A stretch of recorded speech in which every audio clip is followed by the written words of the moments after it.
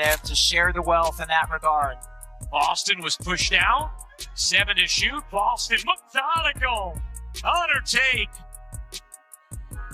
After they had fallen behind by 6 in the quarter, then Sydney calls it as Aliyah Boston has an extended conversation with the officials.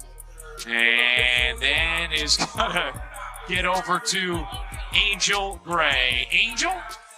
Aliyah Boston walked off the court visibly frustrated.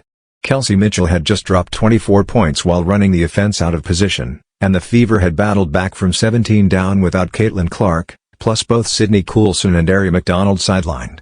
They still had the game in their grasp. Then, on one final possession, it slipped away. A questionable shot, no timeout, and a string of controversial late calls the coach would later question publicly. We'll reveal exactly what Aliyah said post-game, short, blunt, and right at the heart of why this loss stings. First, here's how they got there. Comment below what you think of this tough loss. Let's go. 7-0 Indiana run. They're within 2 on a foul. This time, Peckers does get the call. I thought this might have been an offensive foul. Howard for the finish. Indiana's considering challenging this call, but they will not, as Peckers gets free. How do you run an offense when your entire point guard depth chart disappears overnight? For Indiana, this wasn't a hypothetical, they were living it.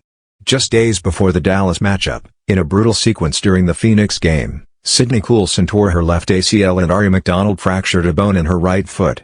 Both injuries were season-ending. In one night, the Fever lost 2 floor generals who were supposed to dictate pace, control possessions, and keep the offense organized. With Caitlin Clark already out since July with a groin injury, Indiana was suddenly without their top 3-point guards for the first time all season. No regular ball handlers, no one to absorb full court pressure, and no one to run the sets exactly as this roster was built to play. So what's the reaction been from you guys, the players, the coaches, to losing Sid and Ari? Yeah, I mean, first and foremost, just brokenhearted for them. They are 2 really good people that you hate to see this happen to. They've been an integral part of what we've been doing, and so hate it for them. Unfortunately, it's part of the deal, and we've got to roll with it. And we've got players in that locker room who believe in one another, players in that locker room who are as competitive as all get out. We've got versatility, and it's going to have to be on full display. So I think now it's about playing to honor them, right, and playing for them. The ripple effect was immediate. Without a true facilitator to steady possessions, breaking defensive pressure became harder, turnovers piled up, and clean entry passes turned into contested scrambles. Against Dallas, those gaps were glaring. 17 turnovers converted by the Wings into 27 points. That's over a quarter of Dallas's offense coming directly from Indiana's mistakes before the Fever could even get into their half-court sets. Every possession demanded more energy, every pass carried more risk, and the margin for error, already razor-thin, disappeared completely. It's never fun to lose. I thought we got a pretty good look out of it. But again, I think, we shouldn't have been in that position to begin with. The 17 turnovers got us there. We shouldn't have even been there. But I thought, Kelsey got a look at it. It's unfortunate, but yeah, on to the next. To even field a functioning rotation, the front office made an emergency move, signing veteran Odyssey Sims to a hardship contract. She had barely a day to learn the playbook or build any chemistry before being thrust into action. In her debut against Dallas, Sims logged 13 minutes, went scoreless with 2 assists and 1 turnover, and spent much of the game trying to figure out where her teammates wanted the ball instead of playing instinctively.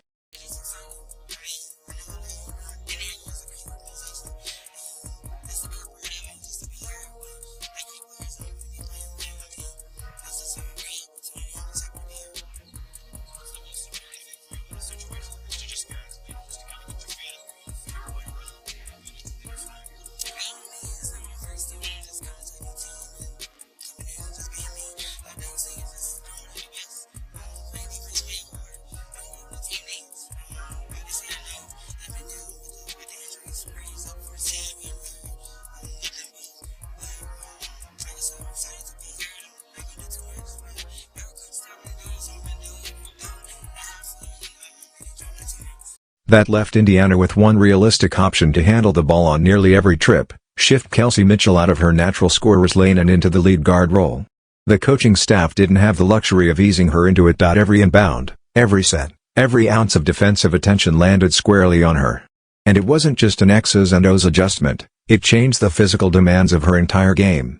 She had to initiate possessions under constant pressure while still being expected to deliver as the team's primary scoring threat. Kelsey obviously can play make, as she showed in the last game, but it's not like her most natural way of playing, I would say. Do you have to tell her to focus on that? Does she just kind of know that as the primary ball handler in these games, she'll do it? How does that kind of process work when it's not a true point guard at the one? Yeah, I mean, I want her to just do what she's been doing. You know, she's been excellent all year long. She's been efficient all year long. Her decision-making has been on point all year long. The Dallas game became a snapshot of just how much those injuries dictated the flow. With a patched-together backcourt, every made basket took grinding effort, and every turnover opened the door for an opponent run. And yet, even in that weakened state, they were right there at the finish, because the player tasked with the heaviest lift refused to let the game slip without a fight. For Indiana, that weight fell squarely on Kelsey Mitchell, their most dangerous pure scorer, who was suddenly responsible for running the offense from start to finish. Normally, she's catching the ball in scoring position, not dribbling it up through traps or orchestrating half-court sets. But without Coulson, McDonald, or Clark, she was the only realistic option to initiate, and Dallas knew it. Every single playoff game will be on our networks. As Vigil finally gets a look, her first points of the second half. Caroline doesn't get the whistle. Indiana with numbers the other way. Vigil in the corner. Cutting! Big game from Aisha Hines-Allen off the bench. Vigil sprints into the lane, finds Cunningham. She got it. On a three, and it's a single-digit deficit. On paper, her stat line was impressive: 24 points on 7 of 15 shooting, 4 of 7 from 3, and 6 rebounds. In reality, those numbers came with nearly every possession starting in her hands against defensive schemes designed to drain her energy. Dallas sent extra help in the backcourt, throwing traps and quick doubles to turn every advance up the floor into a battle. Each made shot was followed by another trip where she had to break pressure, then still summon the energy and focus to score. Mitchell trying to create with 5 to shoot. Mitchell through the lane. Another scoop it in. And it's a 1 game. Arch right, but you know she loves to go left. How many defenders try to come over and help about 3 and still able to scoop it up and in? Mitchell with 24 points. Mitchell trying to create with 5 to shoot. Mitchell through the lane. Able to scoop it in. And it's a 1 game. Indiana ball down 1.7 to go. Cunningham has to get it in. Mitchell in the corner. Can hit. And Dallas hangs on. 81-80 the final as the Wings win a thriller in Indy. So I wanted us to outlet and attack in transition. When it got to the point where we didn't attack and we just started dribbling sideways, I probably should have used it at the 3-second mark instead of a little bit later. I thought Kels might have had a baseline drive, that she ended up coming back to the middle. And so I didn't like that. But I did want us to push in transition with a low clock and, limited opportunity.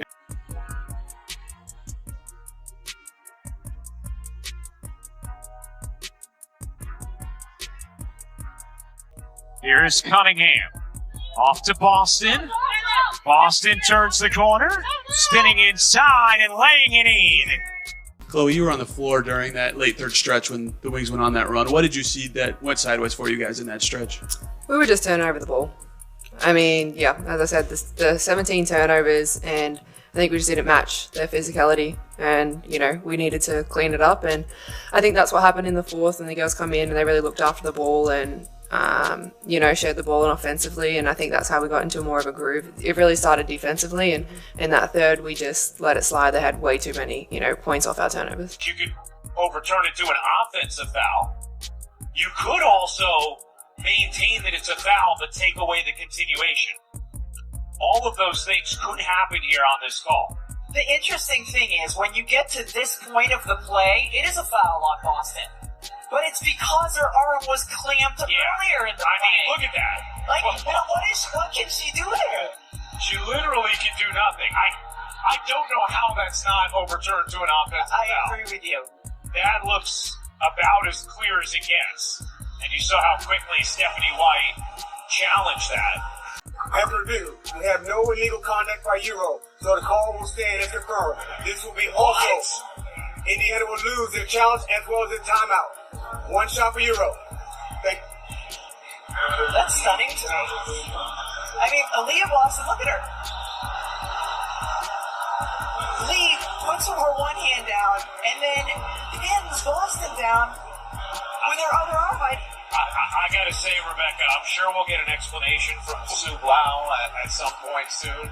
Paige backers putting her hands on Sophie to shove her up. You see Sophie's hand in the air.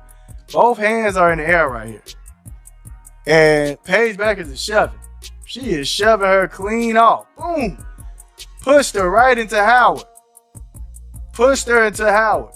Now she's wide open and waiting for a pass like she just didn't do anything. Like she just didn't do anything. Wide open down here. Look at her. And then all of a sudden you get the whistle. And look at the ref. You see the ref? You see the ref right here. Calling the foul. And guess who the foul was on? Sophie Cunningham. Joined in the silent protest, clapping forcefully in the direction of referee Amy Bonner after the final buzzer. And during one tense late-game exchange between White and an official, Boston stepped in, visibly upset, before Clark put a hand on her coach to calm things down.